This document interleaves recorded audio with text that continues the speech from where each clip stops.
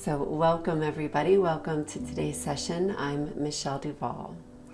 In today's session, I'm going to take you through for lack of a better word, a kind of a checklist or a series of steps that we can teach ourselves how to move through so that we can learn to get the most out of our meditations. So most people come into meditation because we're seeking peace. Right? We want more peace in our lives. The desire to reduce our stress, to reduce our suffering, is really the same thing as a desire for more peace, more peaceful feelings, an ability to move through life less disturbed, less bothered, less stressed out all the time, and with more peace. So these are the steps that can allow us to teach ourselves the skills necessary to be able to do this. Sylvia Boorstein, I think it's Boorstein, I'm going to go with Boorstein, who's a very well-known meditation teacher. She recently wrote, if you pay attention to life itself for just 5 minutes, you notice some very fundamental principles about life. Namely, that things change. Nothing ever stays comfortable for too long. Sensations in our bodies come and go quite impersonally, according to conditions, but not because of anything that you do or that you think you do. Changes come and go quite by themselves. She goes on to say, in the first 5 minutes of paying attention, you learn that pleasant sensations lead to the desire that these sensations will stay. So pleasant sensations lead to the desire that these sensations will stay, and that unpleasant sensations lead to the hope that they will go away. Think about that for a moment. Pleasant sensations lead to the desire that those sensations will stay. And unpleasant sensations, like automatically, lead to the hope that they will go away. And both the attraction and the aversion, right? Wanting the pleasant sensations to stay and the aversion to the unpleasant sensations, both of those things amount to tension in the mind. Both are uncomfortable. So in the first 5 minutes of paying attention, you get a big lesson about stress and suffering, that it all arises from wanting things to be other than what they are. So that's from Sylvia Boorstein. So that's really the first piece of the puzzle, this recognition that this is actually where our stress and suffering is coming from. Wanting life, wanting your life, or me wanting my life to be happening in a way that it not only isn't, but that it actually can't. Pleasant sensations, feeling good, cannot last forever because of this thing called impermanence, right? And unpleasant sensations happen not because of anything you did or think you did, but just because of how life is. If unpleasant sensations can't last forever because of impermanence, then they will at some point give way to unpleasant sensations. Another way to think of it is that health, being healthy, will at some point turn into being unhealthy or sickness. We've all experienced that probably already. Everybody in your life thinking that you're great will happen on certain days, and then on other days, everyone thinking that you're great will change. And everyone will suddenly think you're not so great. That's also happened to every single one of us, right?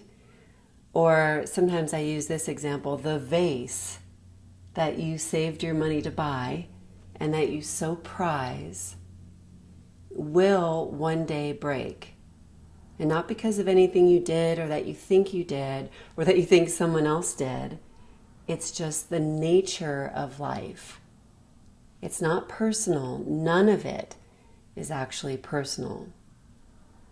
So meditation, coming into meditation, really begins on the realization of all of this. If you don't realize this, then you still on some level think your stress and suffering is actually coming from like Barbara at work. And if she would just change and not be so petty or lazy, or if she just wouldn't chew her gums so loudly and annoyingly, or whatever it is, if only Barbara would change, then you could be a lot more peaceful, or whatever it is. So it's her fault, right? If you haven't realized that the stress and suffering you're feeling is actually coming from wanting Barbara to be something other than she is, then you don't actually ever really come into meditation. Or if you do, you don't come into it earnestly or wholeheartedly. You come into it halfway, right? Still kind of clinging to the blame of Barbara and her not changing. Or you come in to meditation to deal with the unpleasant feelings that you think are being created within you by Barbara, which is what I call a kind of a halfway entry point into meditation. Once we've realized that our tension and stress is coming from within our own mind, wanting things to be other than they are, then meditation can really begin wholeheartedly, in earnest.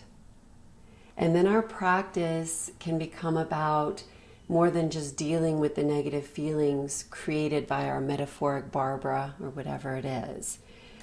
And then our meditation really becomes about teaching ourselves and learning through practice how to relate to life in a way that releases us from the endless wanting things to be other than they are, which is another way of understanding like what I call the endless fight against life, or the endless fight against how life actually is. And then we can begin to wholeheartedly live in that space of not fighting or resisting how life actually is, which is the space of peace. So this is the checklist or the steps I'm going to teach you through today. The steps toward teaching ourselves in meditation how to relate to life in a way that releases us from that endless wanting things to be other than they are. But first, I want you to close your eyes for a moment. Let's do a brief little reflection or contemplation. So go ahead and close your eyes for a moment. And no matter where you are in your meditation experience, I want you to earnestly and wholeheartedly contemplate for a few minutes how wanting things to be other than they are appears in your own life.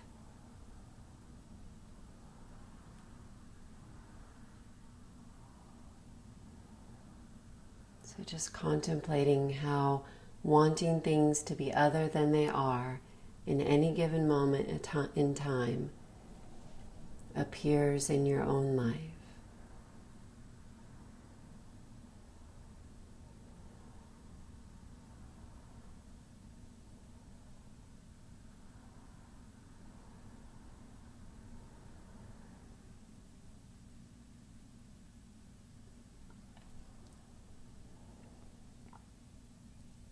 So how much of what happened over the last week that caused you stress and tension, how much of that can be distilled down into wanting people places, the weather, or whatever it is to be other than they are.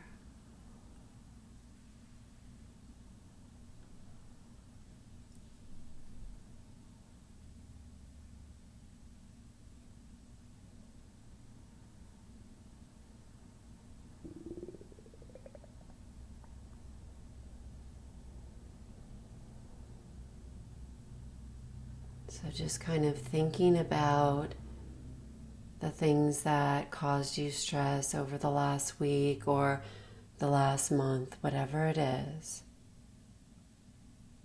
and seeing if they can be distilled down into that simple equation of wanting things to be other than they are.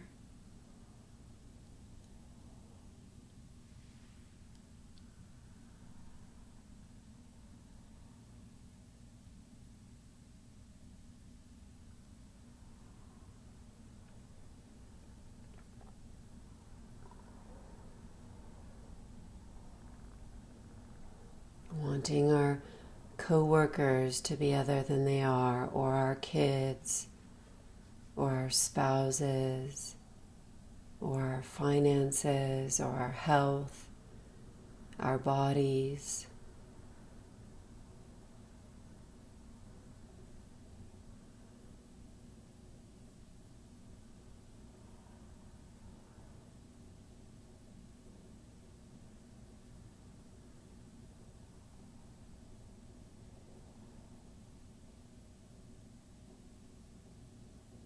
Maybe just one more minute.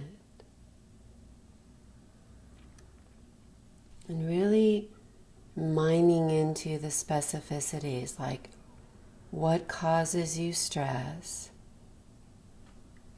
and then seeing if you can understand it from this perspective of really it's about you wanting life in that moment to be other than it is.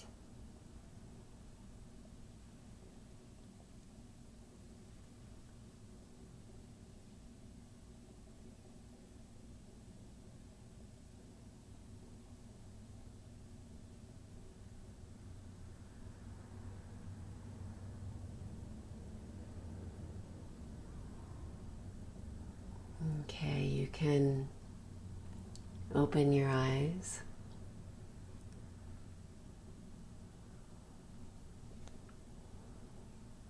If you can get honest, right, which is easier to do like in the personal space of reflection or contemplation, it's kind of easy to see how just about everything, if not everything, that stresses us out is really us wanting that moment to be appearing to us differently. We want to feel differently in our bodies. We want people to behave differently. We want ourselves to have behaved differently, or just whatever it is. Last weekend, I went to a 3-day music festival, and my life during those 3 days became very simple. It was all about what artists did we want to see, what time did they play, how do we get our bodies fed and hydrated in time to see them, right? And then where were the bathrooms? That was important. But that was it. There were no kids, no job, no bills to pay, nothing else. When I came home from that music festival, I noticed a mental tension within me. I wanted that simple life back again, and now I had chores and laundry and grocery shopping and schedules and meetings and on and on and on. And all of that can be distilled down into that simple statement, wanting things to be other than they are once I got home. Wanting that simplicity of life to stay the same from that 3-day music festival, but it can't. And invariably, if it was a 5-day music festival, 10-day or 50-day, it would on its own turn into suffering, right? I can't even imagine. So it's incredibly important to our path of meditation to keep distilling things down into that equation. It's incredibly important for us to do over and over again, as often as we can, because otherwise it's so easy to get lost and confused and distracted all over again, time and time again, by all the specificities, right? By all the details and stories and intricacies of our lives. And then we get kind of sucked back into believing again that our mental tension really is being caused by that one external thing, or by the series of external things, or by him or by her. And then we get fixated on that thing or that person outside of ourselves, and we start again believing that that's the problem, that the problem is, again, outside of our own mind. And then we're stuck again until life changes. We're stuck again in stress and suffering. So really, if you want less stress and more peace in your life, you have to do two things. The first is that you have to remember that the primary problem, the primary source of it all, is us wanting things in any given moment to be other than they are. And then the second thing we have to do if we want less stress and more peace in our lives, then we have to practice daily living in that space of not wanting things to be other than they are. And how we practice this is through our meditation. So last year I took a group on retreat in Costa Rica. And on some of our off time, my kids and I, and a friend as well, we all took surf lessons from a very good surfing instructor. His name was Johan. And what he did that was so helpful was that he broke down the surfing into parts. So he started us on the beach with our surfboards just lying there on the sand, and he had us practice the steps of getting up on our boards from a lying down position on the board, just on the beach, again and again and again. We did it over and over again. And each time we did it, he gave us like little corrections. So basically, he gave us a checklist or steps of what to do and how to do it and in what order. And then he had us practice them over and over again. And then when he took us out into the waves, we replicated those steps as best we could, just under more challenging circumstances, right? So this metaphor of learning how to surf the waves is, in my opinion, one of the most helpful metaphors for meditation. So if we take a look at life, things are good in life, then things are not so good.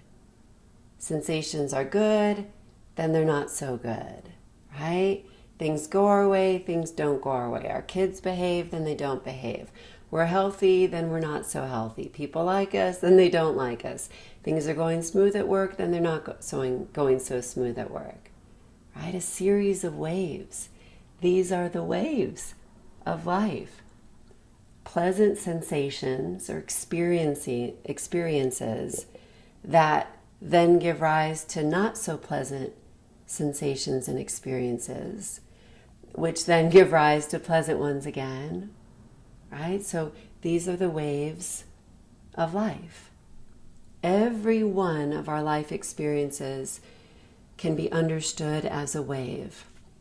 So experiences begin, they last a certain duration, and then those experiences end to give way for other experiences that also begin, last a certain duration, and then end, and so on and so on and so on. Every life experience begins at some point in time, it lasts for a certain duration, and then it ends, falls into the next wave arising. Everything in life is like this, including our very selves in this appearance, right?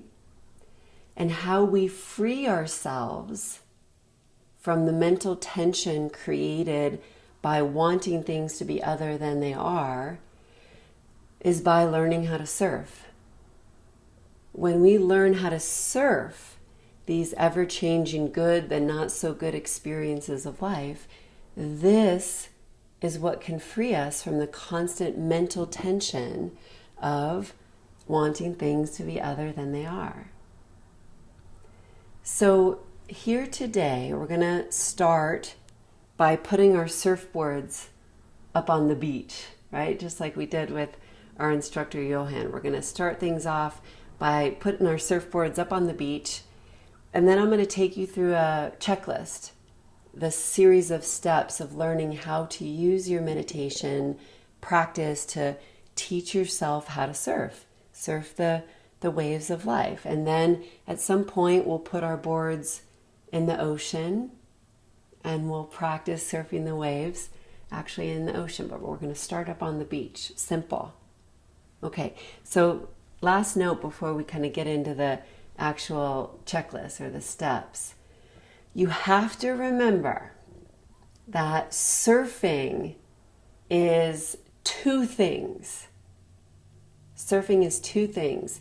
It's riding the waves and it's then getting back up on your surfboard either after the wave has knocked you down or else you've ridden it to completion and now you have to go find a new wave to ride, right? So that's surfing. It's not just the riding the wave part. It's also the getting back up part. It's the wave takes you down and you have to get back up on your surfboard at some point in order to be a surfer. So it's those two parts that make surfing surfing. That's important to keep in mind as we progress through these steps. Okay, so here are the steps or the checklist for getting the most out of meditation or for learning how to surf. So step one, we have to set a time to do it. With Johan, our surf instructor, we all agreed on a time and then we all showed up at that time with our surfboards and our suits, sunscreen, all of that. Otherwise, we wouldn't have learned how to surf that day. So that's our first step, making an appointment, scheduling a time with ourselves to make our meditations happen. I get asked a lot, like, when is the best time to meditate? And there is no inherently best time to meditate. Listen to this. The best time for you to meditate is simply whenever you'll actually do it, right? That's the best time. So if you can commit and do it in the morning at 7 a.m., then that's your time. Or if it's right before bed, that's your time. If it's noon out in your car during your lunch break, then that's your time. So that's step one, set a time, daily if possible. Make an appointment with yourself and then show up for it. That's step one. Step two, once we've shown up for our appointed meditation time, we start things off by attending to the body. That's step two, attending to the body. When Johan, our surf instructor, had us set up our surfboards there on the sand, he then had us lie down on the surfboards and practice stepping a foot up to a certain spot on the board. And that was so hard in and of itself. And it took some stretching in order to open up the hips and the legs and back enough to be able to do that. So that was our attending to the body. That's our step two, attending to the body. I recommend getting about 4 stretches or movements together that you do every time before you meditate. What those 4 movements or stretches are will depend on your body. But I don't usually recommend that we do much more than that during our scheduled meditation time. Otherwise, we'll spend our whole meditation time stretching and run out of time for the whole reason we came here, right? So just like with Johan, he watched our time on the beach so that in our 1-hour lesson, he made sure that we had enough time to get out into the ocean. which is why we had shown up in the first place. And if we just spent our whole surf lesson on the beach, we would have been disappointed. We want to get out in the ocean. So just about 4 or so stretches and movements so that you don't spend too much time in this step 2 and you never actually get to the meditation. Okay, so that's step 2, attending to the body. Step 3 is settling in. Settling in. I usually encourage people to spend just about 2 minutes after attending to the body in this settling in period. So settling in includes finding a way of sitting or lying down and arranging your body in a way that you're both comfortable and that you won't fall asleep. A position in your body that you can be more or less comfortable and still hold on to some degree of mental focus. You don't go off in daydreams too easily, or you don't fall asleep. And Jon Kabat-Zinn, right, he used to say that the number one question he would get asked was how not to fall asleep when meditating. And after some years of answering this same question over and over again, he'd just say, do what you need to do to keep yourself awake. So if you're meditating lying down and you keep falling asleep, you got to sit up. If you're meditating sitting up and you keep falling asleep, you got to stand up. Or if sitting down causes too much pain in your body, excuse me, and then you got to stand up and meditate, or maybe take some steps, do a simple walking meditation, like 3 steps one way, turn around, 3 steps back the other way. But you got to do what you need to do to keep yourself awake. So settling in really means settling into a posture or a bodily position within which you can be more or less comfortable, and that helps you to stay awake. We tend to call it relaxed alertness. And then you spend about 2 or so minutes just settling in, agreeing on this posture, this position, like this is the way I'm going to be sitting. And then you allow yourself 2 minutes kind of total, just in this time to just kind of settle in. This is my body. This is how I'm going to hold my body so that I can be comfortable and keep myself more or less awake, right? Okay, so that's step 3, settling in. Step 4 is choosing your focal point. You got to choose something to focus on. That's step 4. So now listen to this, because this is really important to understand. Focus is how we begin to relax the mind in meditation. Let me say that again. Focus is really how we begin to relax the mind in meditation. The mind is always doing something. Always. Most of the time, what it's doing is jumping all over the place, from one focal point to another to another. So one moment we're focusing on our kids, then we're focusing on our emails, then we're focusing on our coffee. So most of the time, what your mind is doing is jumping from focal point to focal point. So in order to relax it, we need to give it just one thing to focus on.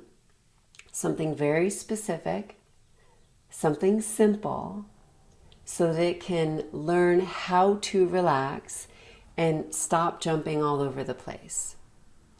So we choose a focal point for our meditation. The most common focal point is the breath. We choose it for a variety of reasons. One is that we always have it with us. The breath is a relatively simple experience, right? It's just an in and an out sensation. It's also really repetitive, which the brain really likes. It likes repetitive, focusing on repetitive actions or motions or behaviors. So it's constant and repetitive. And for most people, the breath is also a pretty neutral experience, right? Just air moving this way and then air moving that way. Now, if you have asthma or some other breathing condition, the breath might not be all that neutral for you, and you can absolutely choose a different focal point. But for most people, the breath is a relatively neutral experience. But really, you can choose anything for your focal point. In mindfulness meditation, we choose a present moment experience as our object or focal point. That's the hallmark of mindfulness practice. Our focal points that we choose are present moment experiences like the breath. In other forms of meditation, you might choose a different focal point based on whatever type of meditation you're doing. But in mindfulness meditation, we choose a present moment experience. So it can be the present moment experience of breathing, or the present moment experience of like feeling into your body and say the body scan. You can also use the present moment experience of like light, the light coming in through your eyelids. You can use sounds, the present moment experience of hearing sounds. If you prefer to walk and meditate, you can use the experience of walking. For now, we're just going to choose the breath, just to simplify the discussion. So that's step 4, choosing our focal point. And here for this workshop, we're just going to choose the breath. Okay? Okay, so now, here's the place where we're beginning to step into the ocean. So thinking about it like this, the ocean is comprised as a series of waves, right? So's the breath, the waves of breathing. So's the experience of the body. The sensations come and go. One moment your nose itches, the next moment your knee twinges or whatever it is. One moment you feel peaceful, the next you feel agitated. The experience of the body is also presents as a series of waves, right?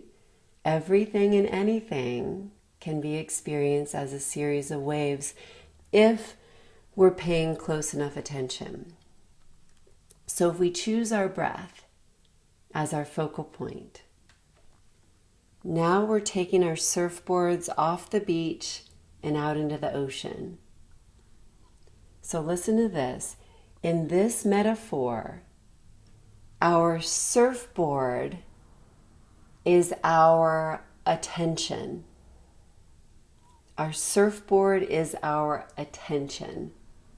And we ride the waves of our breath with the surfboard of our attention, paying attention to the feeling of the in-breath, then the feeling of the out-breath, then the in-breath again.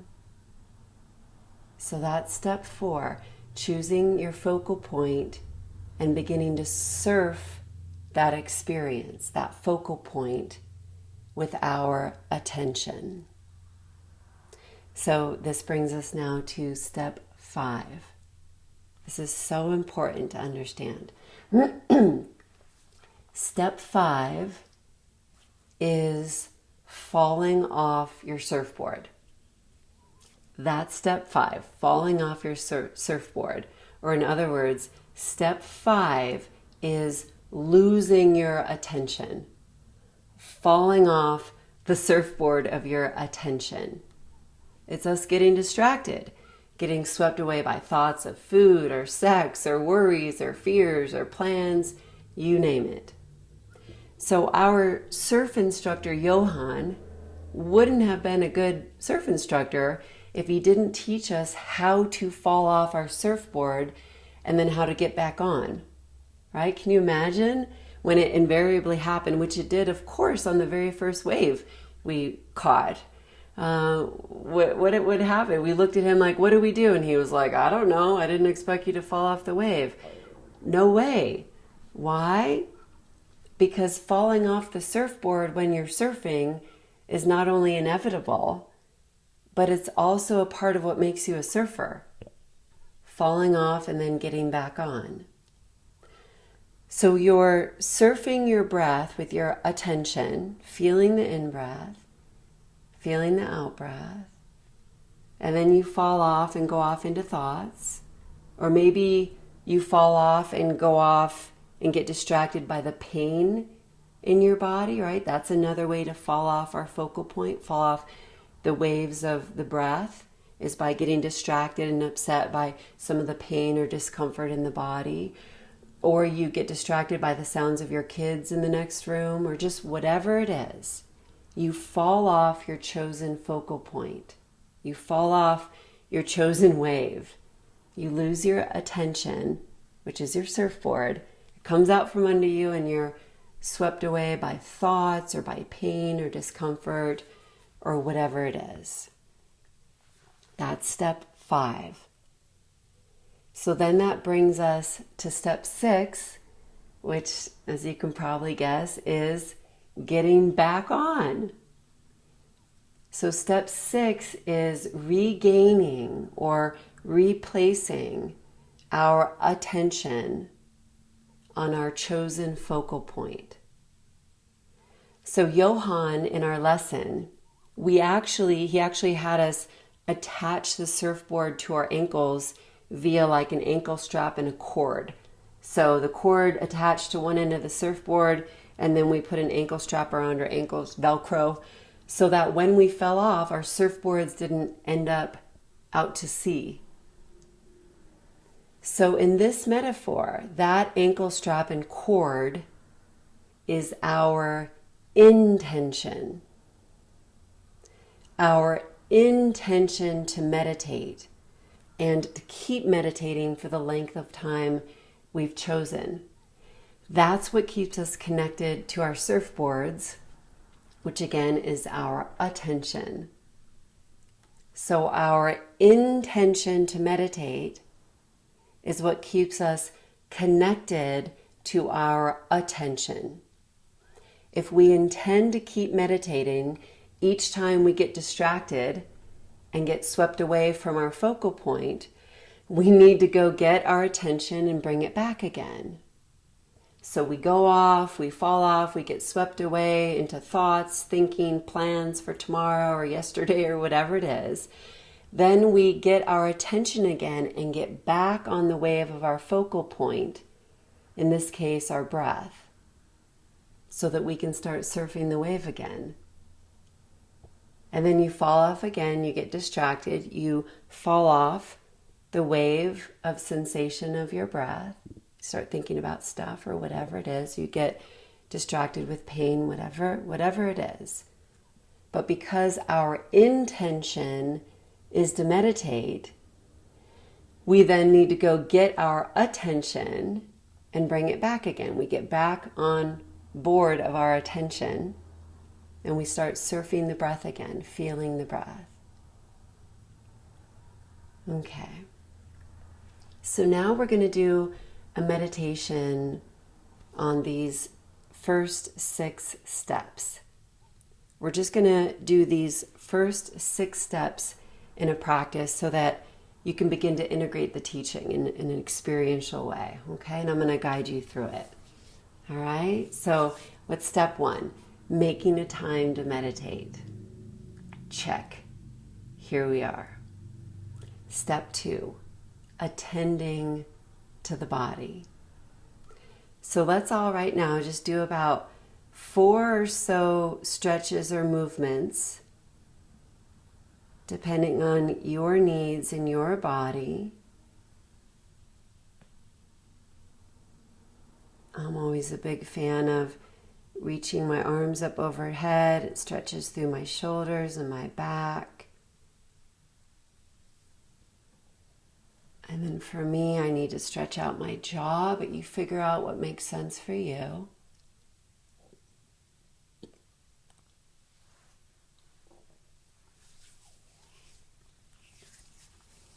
I also really like massaging my hands before I meditate. It just feels good to me. That's my 3rd movement.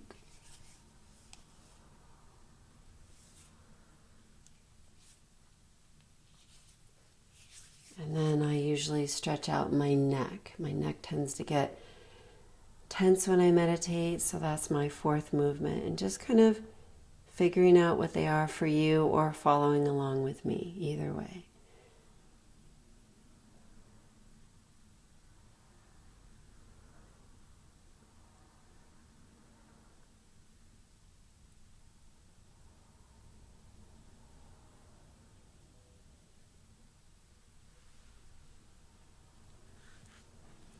Okay, so that's step 2, attending to the body. So now we're going to move into step 3, which is settling in. So just getting your body arranged so that it can support your attention and your intention to meditate. Right? So getting yourself arranged so that you're comfortable, more or less, as best you can, and so that you can stay awake, right? Focused.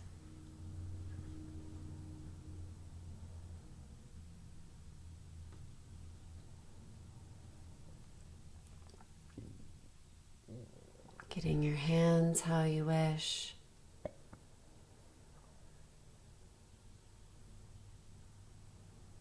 Maybe letting your shoulders soften down away from your ears.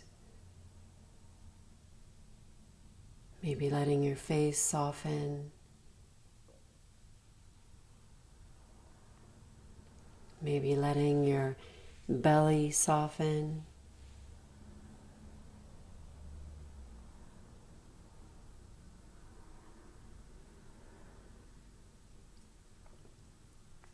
And then once you've got your posture, how you're holding your body established, you just kind of let yourself settle into this bodily position. It's like you're just acknowledging, okay, this is how I'm going to be sitting. This is what my body feels like today. And you just let yourself just kind of settle in to just sitting here or lying here.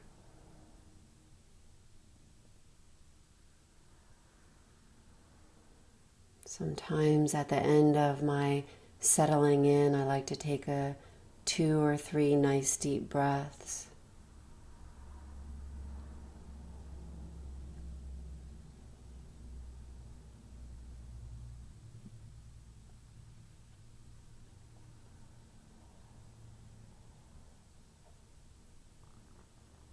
Okay, and then beginning to let your breathing return to natural.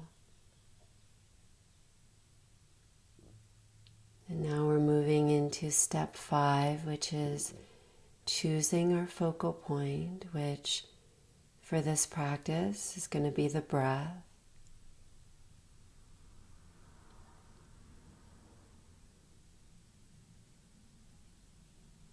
So just finding a place in your body that you can most easily and vividly feel your breath.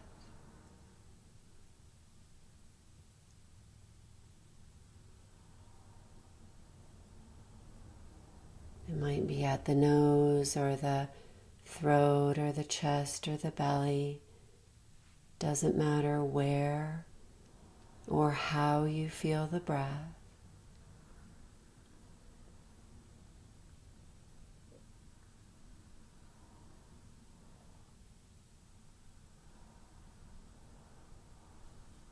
And within this step 5, now we're choosing to actively place our attention on the feeling of the breath.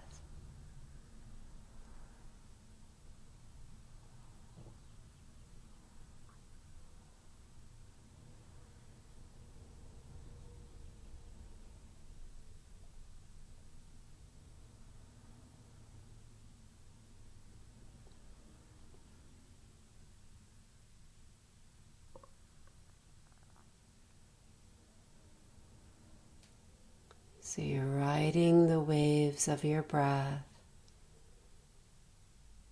with your attention.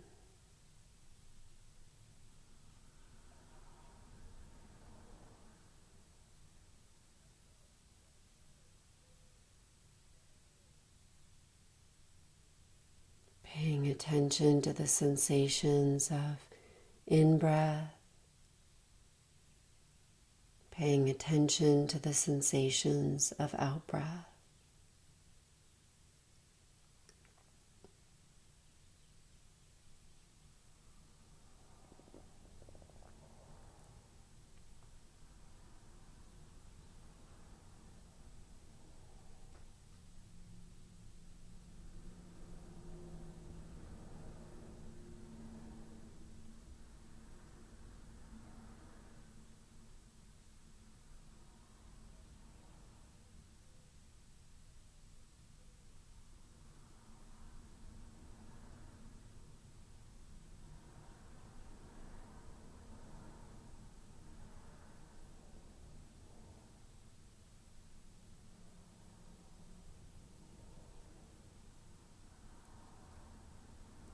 And then at some point, you're going to get distracted. Might have already happened, might be yet to come.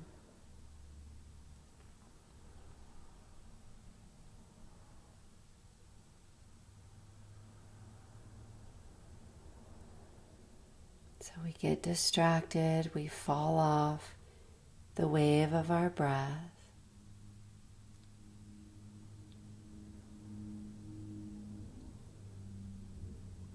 But then, because it's our intention to meditate, we simply get our attention again and we replace it on the feeling of the breath.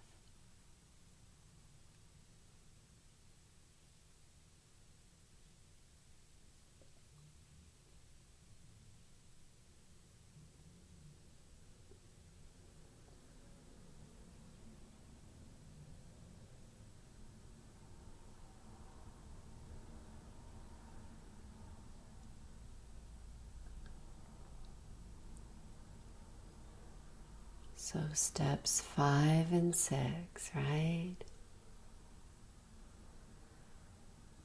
Our attention wanders away from the breath,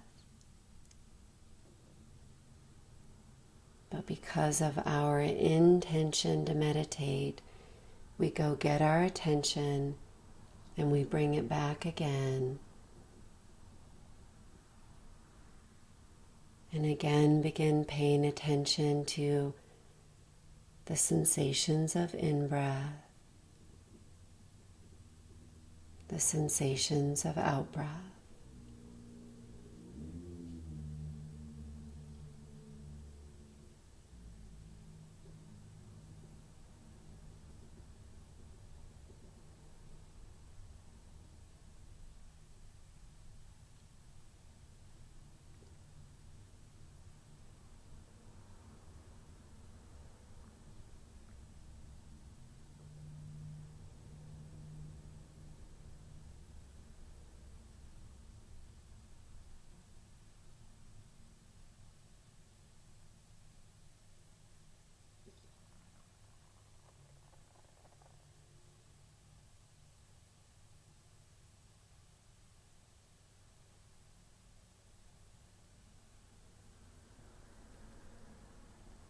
And all we're doing is practicing steps 5 and 6. Whenever we notice falling off the sensations of breath,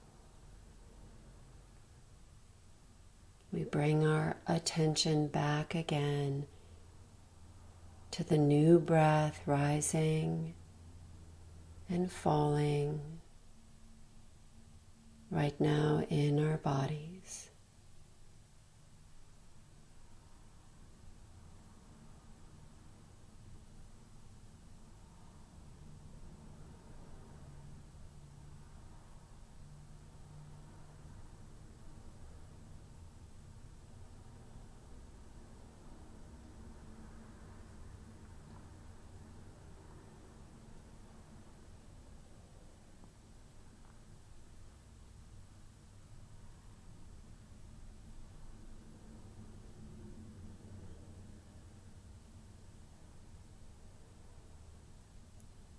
Just keep doing this just for maybe 2 more minutes. Surfing the breath, falling off, getting back on.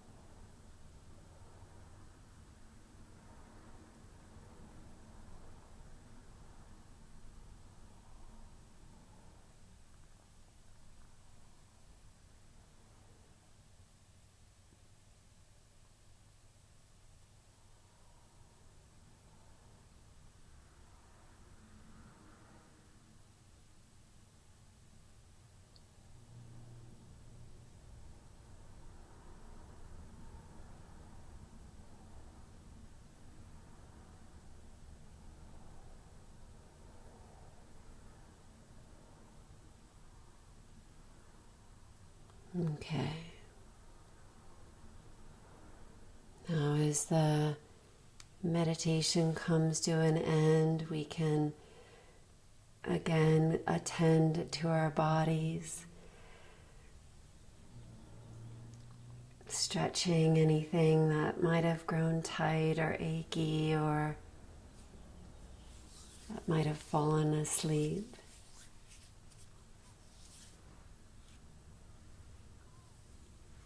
I always like to rub my face, reach my arms up overhead, rub my hands again or wiggle my fingers, my toes. And then just opening your eyes whenever you're ready.